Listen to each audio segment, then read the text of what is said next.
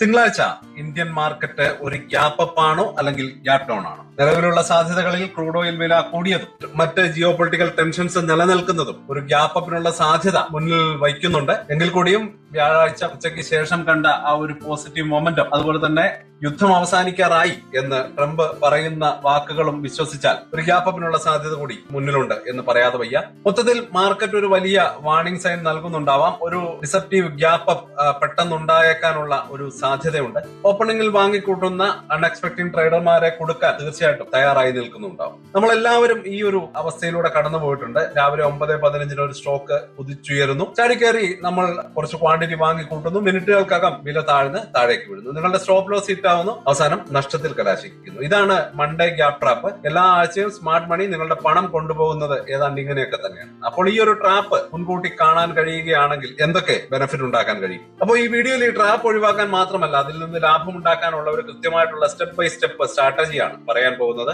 അപ്പോൾ എന്തുകൊണ്ടാണ് മിക്ക ട്രേഡർമാരും ഈ ഒരു സാഹചര്യത്തിൽ പരാജയപ്പെടുന്നത് എന്ന് വിശദമായിട്ട് പരിശോധിക്കാം. അതോടൊപ്പം HDFC ബാങ്ക്, റിലയൻസ് പോലെയുള്ള മാർക്കറ്റ് ഫേവറേറ്റുകളുടെ നിർണായകമായിട്ടുള്ള ലെവലുകളും നമുക്ക് ചർച്ച ചെയ്ത് പോകാം. ഈ ഒരു ലെവലുകൾ നിങ്ങളുടെ ചാർട്ടിൽ നിർബന്ധമായിട്ടും ഉണ്ടായിരിക്കണം. അപ്പോൾ മാർക്കറ്റ് തുറക്കുന്നതിന് മുമ്പ് നിങ്ങൾക്ക് വേണ്ട പ്ലാൻ ആണ് ഇനി പറയുന്നത്. അപ്പോൾ നമുക്ക് വീഡിയോയിലേക്ക് കിടക്കാം. Welcome to the eye opener video of Thanam smart savings and investment solutions. അപ്പോൾ എന്താണ് ഈ ഒരു ഗ്യാപ്പ് ട്രാപ്പ്? ലളിതമായിട്ട് പറഞ്ഞാൽ ഇത് ഹയർ ഓപ്പൺ ചെയ്യുന്ന ഒരു ഗ്യാപ്പ് ആണ്. പക്ഷേ അതിന് ഫോളോ ത്രൂ ബൈയിങ് കിട്ടുന്നില്ല, പകരം അത് റിവേഴ്സ് ആകുന്നു. ഗ്യാപ്പ് ഫില്ല് ചെയ്യുന്നു, പലപ്പോഴും അതിനും താഴേക്ക് പോകുന്നു. ഇവയെ എക്സോഷൻ ഗ്യാപ്പുകൾ എന്നാണ് വിളിക്കാറ്. ഇവ ഒരു ട്രെൻഡിന്റെ അവസാനത്തിൽ പ്രത്യക്ഷപ്പെടുകയും ഒരു റിവേഴ്സലിന്റെ സൂചന നൽകുകയൊക്കെ ചെയ്യുന്നവയായിട്ടാണ് കണക്കാക്കപ്പെടുന്നത്. എന്നിരുന്നാലും ഇവ ട്രാപ്പുകൾ തന്നെയാണ്. കാരണം അവ ഒരു ട്രേഡറുടെ ഏറ്റവും ശക്തമായിട്ടുള്ള വികാരത്തെ മുതലെടുക്കുന്നു, ഫിയർ ഓഫ് മിസ്സിംഗ് ഔട്ട് അഥവാ ഫോമോ. അപ്പോൾ എന്തുകൊണ്ടാണ് ഈ ട്രാപ്പ് തിങ്കളാഴ്ചകളിൽ സാധാരണയായിട്ട് വരുന്നത്? തിങ്കളാഴ്ചകൾക്ക് ഒരു പ്രത്യേകതയുണ്ട്. മാർക്കറ്റ് 2 ദിവസം അല്ലെങ്കിൽ 3 ദിവസമൊക്കെ അടഞ്ഞു കിടന്നതിന് ശേഷമാണ് തുറക്കുന്നത്. ഈ ഒരു സമയത്ത് ഒരുപാട് കാര്യങ്ങൾ സംഭവിക്കാം. വീക്കെൻഡ് വാർത്തകൾ, ഗ്ലോബൽ ഇവന്റുകൾ, മാർക്കറ്റിലെ മാറ്റങ്ങൾ എന്നിവയെല്ലാം കെട്ടിക്കിടക്കുന്ന ഓർഡറുകളുടെ ഒരു പ്രളയം തന്നെ സൃഷ്ടിക്കാൻ സാധ്യതയുണ്ട്. മാർക്കറ്റ് തുറക്കുമ്പോൾ ഈ ഒരു പ്രഷർ ഒറ്റയടിക്ക് റിലീസ് ആവുന്നു. ഇത് പലപ്പോഴും ഒരു വലിയ പ്രൈസ് ജമ്പിന് അല്ലെങ്കിൽ ഒരു ഗ്യാപ്പ് അപ്പിന് കാരണമാകുന്നു. റീറ്റെയിൽ ട്രേഡർമാർ ഈ ഒരു ഗ്യാപ്പ് കാണുമ്പോൾ പ്രത്യേകിച്ചും ട്രെയിൻ സ്റ്റേഷൻ വിട്ടു പോവുകയാണ്, എനിക്കത് കയറിയേ പറ്റൂ എന്ന ആവേശത്തോടെ ചാടിക്കയറുന്നു. ഇത് ആദ്യത്തെ കുറച്ച് മിനിറ്റുകൾക്കുള്ളിൽ തന്നെ വളരെയേറെ മുകളിലേക്ക് തള്ളിക്കൊണ്ടു പോവുകയും, എന്നാൽ സ്മാർട്ട് മണി റീറ്റെയിൽ ബൈങ്ങിന്റെ ഈ ഒരു പ്രാരംഭ കുതിപ്പിനെ ലിക്വിഡിറ്റി ആയിട്ട് ഉപയോഗിച്ച് നേരെ വിപരീതമായിട്ട് പ്രവർത്തിക്കുകയും ചെയ്തു.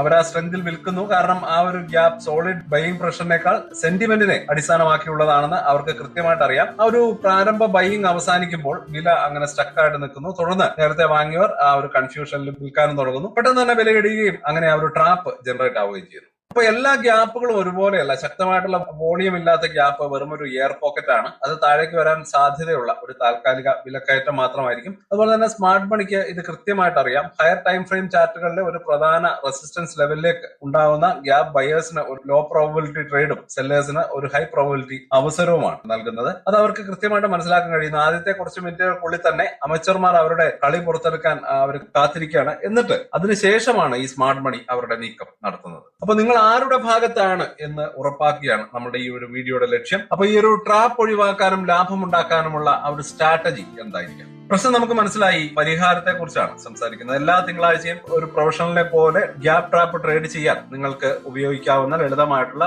3 സ്റ്റെപ്പ് പ്രോസസ് ആണ് ഇനി പറയാൻ പോകുന്നത്. ഫാൻസി ഇൻഡിക്കേറ്ററുകളെ കുറിച്ചല്ല, തീർച്ചയായിട്ടും ഡിസിപ്ലിനും നിരീക്ഷണവും ഒക്കെ ഉണ്ടായാൽ കൃത്യമായിട്ട് നമുക്ക് ചെയ്യാൻ പറ്റുന്ന ഒരു കാര്യമാണ്. പ്രീ മാർക്കറ്റ് കോണ്ടെക്സ്റ്റ് തിരിച്ചറിയുക എന്നുള്ളതാണ് ഒന്നാമത്തെ സ്റ്റെപ്പ്. തിങ്കളാഴ്ചത്തെ ട്രേഡിനായിട്ടുള്ള നിങ്ങളുടെ ജോലി രാവിലെ 9:15 തുടങ്ങുന്നത്. അത് മാർക്കറ്റ് തുറക്കുന്നതിന് മുമ്പേ നിങ്ങൾ തുടങ്ങേണ്ടതാണ്. നിങ്ങളൊരു മാർക്കറ്റ് ഡിറ്റക്റ്റീവായിട്ട് വെയിറ്റ് ചെയ്യേണ്ടതുണ്ട്. ആദ്യം വെള്ളിയാഴ്ചത്തെ ക്ലോസിംഗ് അല്ലെങ്കിൽ ഈ ഒരാഴ്ചയാണെങ്കിൽ വ്യാഴാഴ്ചത്തെ ക്ലോസിംഗ് കൃത്യമായിട്ട് നമ്മൾ മനസ്സിലാക്കേണ്ടതുണ്ട്. മാർക്കറ്റ് സ്ട്രോങ് ആയിട്ടാണോ ക്ലോസ് ചെയ്തത് അതോ വീക്ക്നെസ് കാണിച്ചോ എന്നുകൂടി നമ്മൾ മനസ്സിലാക്കേണ്ടതുണ്ട്. ഒരു വീക്ക് ക്ലോസിംഗിന് ശേഷമുള്ള ഒരു വലിയ ഗ്യാപ്പ് അപ്പ് ഒരു വലിയ റെഡ് ഫ്ലാഗ് തന്നെയാണ്. രണ്ടാമതായിട്ട് ഗ്ലോബൽ ക്യൂസ് പരിശോധിക്കുക. US മാർക്കറ്റുകൾ ഓവർനൈറ്റിൽ എന്ത് ചെയ്യുന്നു, ഏഷ്യൻ മാർക്കറ്റുകൾ എങ്ങനെ ട്രേഡ് ചെയ്യുന്നു, നിങ്ങൾ വിശദമായിട്ട് മനസ്സിലാക്കേണ്ടതുണ്ട്. മൂന്നാമതായിട്ട് ഏറ്റവും പ്രധാനമായിട്ട് നിങ്ങളുടെ ഡെയിലി വീക്ക്ലി ചാർട്ടുകൾ എടുത്ത് കീ റെസിസ്റ്റൻസ് സപ്പോർട്ട് സോണുകൾ കൃത്യമായിട്ട് മാർക്ക് ചെയ്ത് വെക്കുക. മുൻപ് സെല്ലേഴ്സ് ശക്തി കാണിച്ച ഒരു പ്രധാന റെസിസ്റ്റൻസ് സോണിലേക്കാണോ സ്റ്റോക്ക് ഗ്യാപ്പ് അപ്പ് ആകുന്നത് എന്നുകൂടി നമ്മൾ ശ്രദ്ധിക്കേണ്ടതുണ്ട്. റെസിസ്റ്റൻസിലുള്ള ഒരു ഗ്യാപ്പ് പരാജയത്തിന്റെ ഒരു ക്ലാസിക് സെറ്റപ്പ് തന്നെയാണ്. ഈ ഒരു ഘടകങ്ങൾ സംയോജിപ്പിക്കുന്നത് ഗ്യാപ്പിന്റെ ക്വാളിറ്റി വിലയിരുത്താൻ വളരെ അത്യാവശ്യമായിട്ടുള്ള കാര്യം തന്നെയാണ്.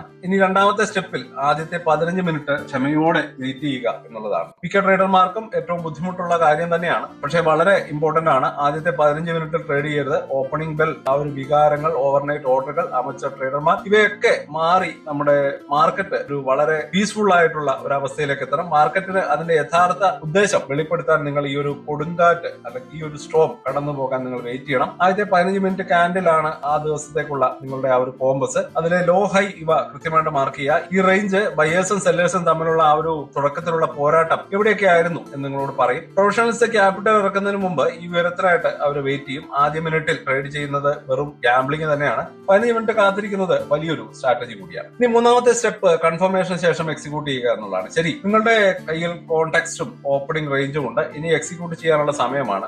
ആദ്യത്തെ 15 മിനിറ്റ് ക്യാൻഡിൽ ക്ലോസ് ചെയ്തതിനു ശേഷം പ്രൈസ് എങ്ങനെ പ്രതികരിക്കുന്നു എന്നതിനെ ആശ്രയിച്ചായിരിക്കണം നിങ്ങളുടെ ആ ഒരു ട്രേഡ്. ഒരു ഗ്യാപ്പിന് പ്രധാനമായിട്ടും 2 സിനാരിയോകളുണ്ട്. ഒന്നാമത്തേത് ആ ഒരു ഫെയിൽഡ് ബ്രേക്ക്ഔട്ട് കൺഫർമേഷൻ ആണ്. പ്രൈസ് ഗ്യാപ്പ് അപ്പ് ആകുകയും ആദ്യത്തെ 15 മിനിറ്റ് ക്യാൻഡിൽ ബുള്ളിഷ് ആവുകയും ചെയ്താൽ പല ട്രേഡർമാരും ചാടിക്കയറി വാങ്ങാൻ സാധ്യതയുണ്ട്. അടുത്ത ക്യാൻഡിൽ ആ ഒരു ഓപ്പണിംഗ് ക്യാൻഡിലിന്റെ ഹൈ ബ്രേക്ക് ചെയ്യാൻ പരാജയപ്പെടുകയും പകരം റിവേഴ്സ് ആയിട്ട് ഓപ്പണിംഗ് റേഞ്ചിന്റെ ലോ ബ്രേക്ക് ചെയ്യുകയും ചെയ്താൽ ട്രാപ്പ് കൺഫേം ആയിട്ടുണ്ട്. ഗ്യാപ്പ് ഫിൽ ആവാന്ന് പറ്റിയത് ഷോർട്ട് പോകാനുള്ള നിങ്ങളുടെ ആ ഒരു ഇമ്പോർട്ടന്റ് സിഗ്നൽ തന്നെയാണ്. നിങ്ങളുടെ സ്റ്റോപ്പ് ലോസ് ആ ഒരു ഓപ്പണിംഗ് റേഞ്ചിന്റെ ഹൈക്ക് തൊട്ട് മുകളിൽ വെക്കുക. നിങ്ങളുടെ ആദ്യത്തെ ടാർഗറ്റ് തലേ ദിവസത്തെ ക്ലോസിംഗ് പ്രൈസ് തന്നെയാണ്, അതായത് ആ ഗ്യാപ്പ് തുടങ്ങിയ സ്ഥലം. രണ്ടാമത്തേത് ഇമ്മീഡിയറ്റ് റിജക്ഷൻ കൺഫർമേഷൻ ആണ്. ഇത് കൂടുതൽ ശക്തമാണ്. മാർക്കറ്റ് ഗ്യാപ്പ് അപ്പ് ആകുന്നു, പക്ഷെ ആദ്യത്തെ 15 മിനിറ്റ് ക്യാൻഡിൽ തന്നെ ബെയറിഷ് ആണ്. ഒരു വലിയ റെഡ് ക്യാൻഡിൽ, ഒരുപക്ഷെ മുകളിൽ ഒരു നീണ്ട വിക്കോട് കൂടിയ ഒരു ക്യാൻഡിൽ. മാർക്കറ്റ് തുറന്ന നിമിഷം മുതൽ സെല്ലേഴ്സ് കൺട്രോളിൽ വരുന്നു. ഈ ഒരു ബെയറിഷ് ഓപ്പണിംഗ് ക്യാൻഡിലിന്റെ ലോ ബ്രേക്ക് ചെയ്യുന്നത് ഷോർട്ട് എൻട്രിക്ക് വേണ്ടിയുള്ള കൺഫർമേഷൻ ആണ്. വീണ്ടും നിങ്ങളുടെ സ്റ്റോപ്പ് ലോസ് ക്യാൻഡിലിന്റെ ഹൈക്ക് മുകളിലും ടാർഗറ്റ് ഗ്യാപ്പ് ഫില്ലിംഗിലും വെക്കാവുന്നതാണ്. അപ്പോൾ ഈ ഒരു 3 സ്റ്റെപ്പുകൾ, ഒരു കോണ്ടെക്സ്റ്റ്, പേഷ്യൻസ്, കൺഫർമേഷൻ, ഇവ ഫോളോ ചെയ്യുന്നതിലൂടെ നിങ്ങളുടെ ഒരു റിയാക്റ്റീവ് ഇൻഫർമേഷണൽ ട്രേഡറിൽ നിന്ന് ഒരു ഡിസിപ്ലിൻഡ് മെത്തേഡിക്കൽ ട്രേഡറായിട്ട് മാറ്റുകയാണ്. നിങ്ങൾ ട്രാപ്പിൽ അകപ്പെടുന്ന വ്യക്തിയാവുന്നത് നിർത്തി അതിൽ നിന്ന് ലാഭം ഉണ്ടാക്കുന്ന വ്യക്തിയായിട്ട് മാറുകയാണ്. അപ്പൊ നമുക്കൊരു കേസ് സ്റ്റഡി നടത്താം. HDFC ബാങ്കും റിലയൻസുമാണ് നമുക്ക് കേസ് സ്റ്റഡിക്കായിട്ട് ഇവിടെ എടുത്തിട്ടുള്ളത്. ഈ HDFC ബാങ്ക്, റിലയൻസ് പോലുള്ള പോർട്ട്ഫോളിയോ ഫേവറേറ്റുകൾ ഈ സ്ട്രാറ്റജി പ്രവർത്തിക്കുന്നത് നമുക്ക് മനസ്സിലാക്കിയെടുക്കാം. തീർച്ചയായിട്ടും ഇവ സ്ട്രാറ്റജി വിശദീകരിക്കാൻ വേണ്ടിയിട്ടുള്ള ഒരു സാങ്കല്പിക ഉദാഹരണങ്ങളാണ്, ലൈവ് ട്രേഡിംഗ് ഉപദേശമല്ല. നിലവിലെ മാർക്കറ്റ് ആക്ഷൻ അനുസരിച്ച് കീ ലെവലുകളും മാറാൻ സാധ്യതയുണ്ട്. അപ്പൊ തീർച്ചയായിട്ടും അപ്പോഴത്തെ ആ ഒരു സിറ്റുവേഷൻ അനുസരിച്ച് നിങ്ങളുടെ ആ ഒരു ലെവലുകൾ മാറ്റേണ്ടതുണ്ട്. നിങ്ങളാഴ്ച HDFC ബാങ്ക് ഗ്യാപ്പ് അപ്പ് ആയാൽ അത് എവിടെയാണ് ഓപ്പൺ ചെയ്യുന്നതെന്ന് ആദ്യം നമ്മൾ പരിശോധിക്കാം. ഒരു കീ റെസിസ്റ്റൻസ് സോൺ ഈ 752നും 780നും ഇടയിലാണ് എന്ന് കരുതുക. ഒരു പിവറ്റ് പോയിന്റ് ഏകദേശം 781ലും ആ സോണിലേക്കുള്ള ഒരു ഗ്യാപ്പ് ഒരു പൊട്ടൻഷ്യൽ ട്രാപ്പ് ആയിരിക്കും. അപ്പൊ നമ്മൾ ആദ്യത്തെ ഒരു 15 മിനിറ്റ് വെയിറ്റ് ചെയ്യുക. ഒരു ഫെയിലിയർ കണ്ടാൽ, അതായത് ഓപ്പണിംഗ് റേഞ്ചിന്റെ ലോ ബ്രേക്ക് ചെയ്താൽ നമ്മുടെ സ്ട്രാറ്റജി ഒരു ഷോർട്ട് പൊസിഷൻ നിർദ്ദേശിക്കും. സപ്പോർട്ടിലേക്ക് തിരികെ ഒരു ഫിൽ ലക്ഷ്യമിട്ട് ഈ ഒരു സാങ്കല്പികമായിട്ടുള്ള കേസിൽ യഥാർത്ഥ ബൈയിങ് ഓപ്പർച്യൂണിറ്റി ഗ്യാപ്പ് ചേസ് ചെയ്യുന്നതല്ല, പകരം നമ്മൾ നേരത്തെ തിരിച്ചറിഞ്ഞ ശക്തമായിട്ടുള്ള സപ്പോർട്ട് സോണുകളായിട്ടുള്ള 737 അല്ലെങ്കിൽ 720, 718 ഈ ഒരു സോണിലേക്ക് ഡിപ്പ് വരുന്നത് വരെ വെയിറ്റ് ചെയ്യുന്നതാണ് നല്ലത്.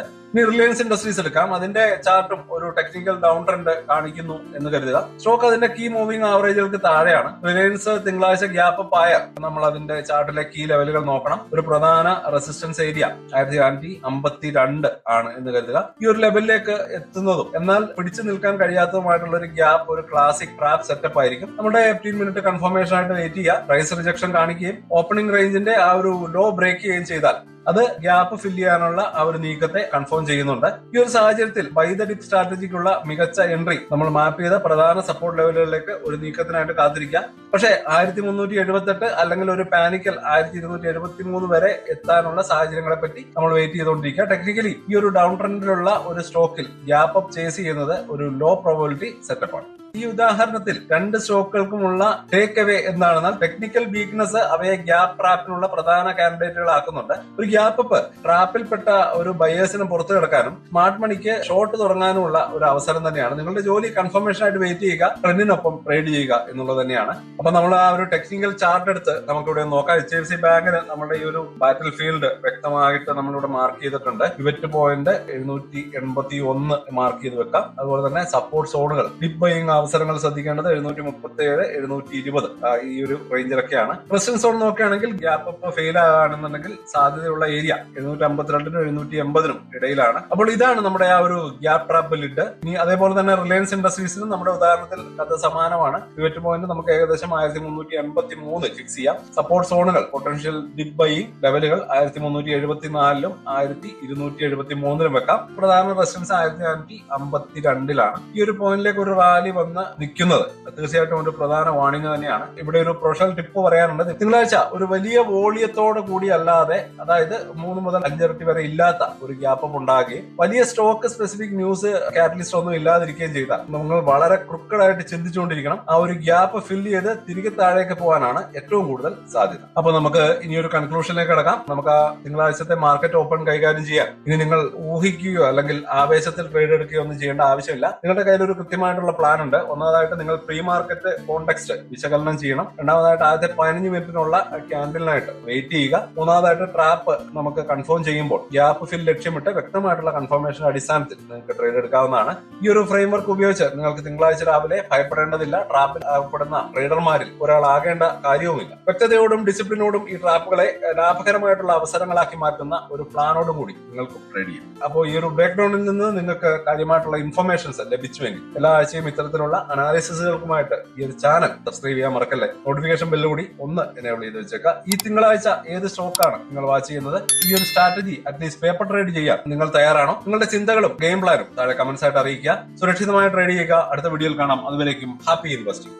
സ്റ്റോക്ക് മാർക്കറ്റിലെ ന്യൂസുകളെയും അതുപോലെ തന്നെ അപ്ഡേറ്റുകളെയും ഉൾക്കൊള്ളിച്ചുകൊണ്ടുള്ള ഒരു ഫേസ്ബുക്ക് ഗ്രൂപ്പ് നമുക്കുണ്ട്. ആ ഒരു ഗ്രൂപ്പിന്റെ ലിങ്ക് ഈ വീഡിയോയുടെ ഡിസ്ക്രിപ്ഷനിൽ കൊടുക്കുന്നുണ്ട്. താല്പര്യമുള്ളവർക്ക് ആ ലിങ്കിൽ ക്ലിക്ക് ചെയ്തുകൊണ്ട് ഗ്രൂപ്പിൽ ജോയിൻ ചെയ്യാം. ഏറ്റവും ലേറ്റസ്റ്റ് ആയിട്ടുള്ള ന്യൂസുകൾ നമ്മൾ അതിൽ അപ്ഡേറ്റ് ചെയ്യുന്നുണ്ട്. വളരെ ഇൻഫോർമേറ്റീവ് ആയിരിക്കും. അപ്പൊ ഇത്രയുമാണ് ഇന്നത്തെ വീഡിയോയിൽ ഉൾപ്പെടുത്തിയിരിക്കുന്നത്. പുതിയ ന്യൂസുകളുമായിട്ട് നാളെ വീണ്ടും വരാം. ബൈ.